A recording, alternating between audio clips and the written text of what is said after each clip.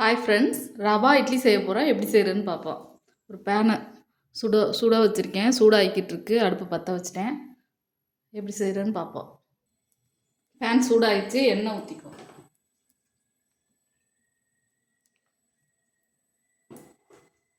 எண்ணெய் சூடாகட்டும்.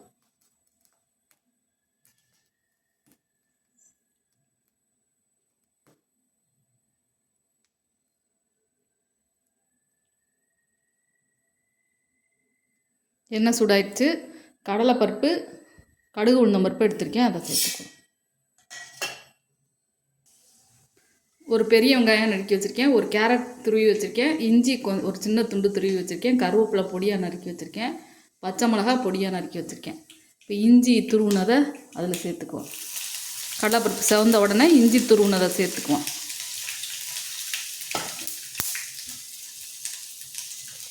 பச்சை மிளகா சேர்த்துக்குவோம்.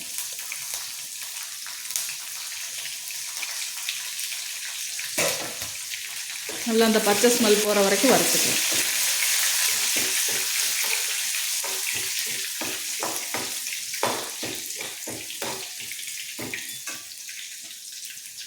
வெங்காயத்தை சேர்த்துக்குவோம்.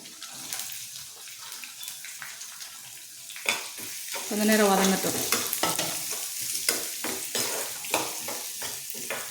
ஒரு 2 நிமிஷம் வதங்கினா போதும். ரொம்ப செவக்கணும்னு அவசியம் இல்லை. வேக வைக்க தானே போகிறோம் இட்லியாக.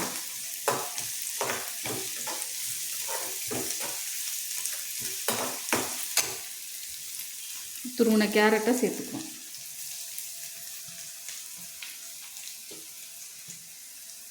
கருவேப்பிலையும் சேர்த்துக்குவோம்.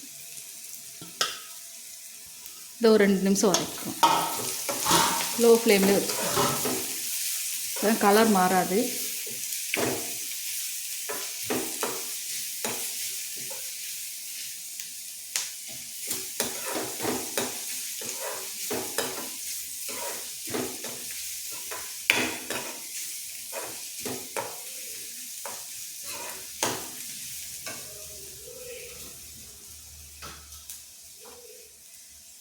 ஒரு கப் ரவா எடுத்து வச்சுருக்கேன். அதையும் அதோடு சேர்த்துக்குவோம். இதை ஒரு 2 நிமிஷம் அப்படியே கிண்டி விட்டுக்குவோம். லோ ஃப்ளேம்லேயே வச்சு. அடுப்பு ஆஃப் பண்ணிட்டேன்.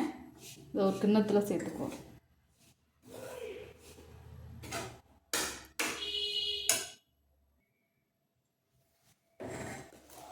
கிண்ணத்தில் மாற்றிக்குவோம்.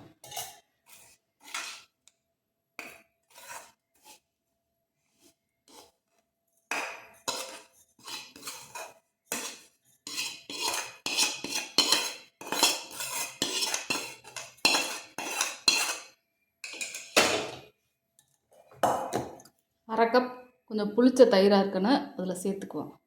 ஏன்னா உடனே செய்கிறதுனால அந்த புளிப்பு டேஸ்ட் சேர்ந்தால் நல்லாயிருக்கும். இட்லிக்கு தேவையான அளவு உப்பு சேர்த்துக்கிறேன்.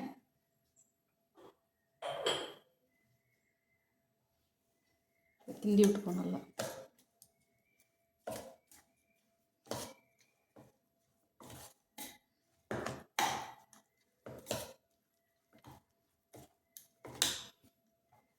தண்ணி கொஞ்சமாக சேர்த்துக்கிறேன். ரொம்ப தண்ணியாக ஆயிடக்கூடாது. இட்லி சப்பை ஆயிரும். நல்லா கிண்டி விட்டு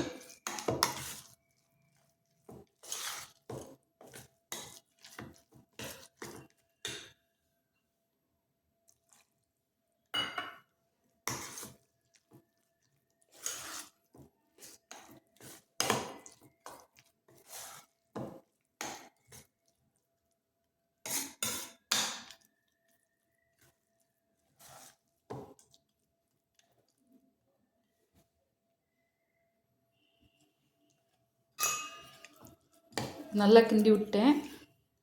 மூடி வச்சுருவோம். ஒரு 10லேருந்து 15 நிமிஷம் அப்படியே மூடி வச்சுருவோம். ஊறட்டும். 10 நிமிஷம் ஊறிடுச்சு. இந்தளவுக்கு ஊறிடுது. நல்லா சாஃப்டாக தெரியுது பார்த்தாலே. அதில் பேக்கிங் சோடா கொஞ்சமாக போட்டுக்குவோம். 1/4 ஸ்பூனை விட கம்மியாக. இட்லி சாஃப்டாக இருக்கும். அதனால் ஒரு நல்லா கிண்டி விட்டுருவோம்.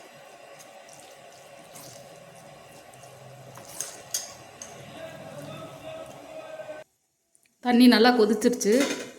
எண்ணெய் தடவிருக்கேன்.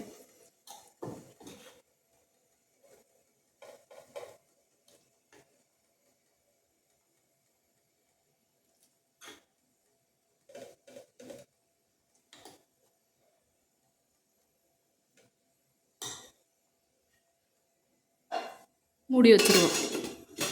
ஒரு 10 நிமிஷம் வேகட்டும். இந்த இட்லி வேக கொஞ்சம் லேட் ஆகும். அந்த இட்லி நார்மல் இட்லி மாதிரி இல்லை, கொஞ்சம் லேட் ஆகும். 10 நிமிஷம் கழித்து எடுத்து பார்ப்போம் வெந்துருச்சா.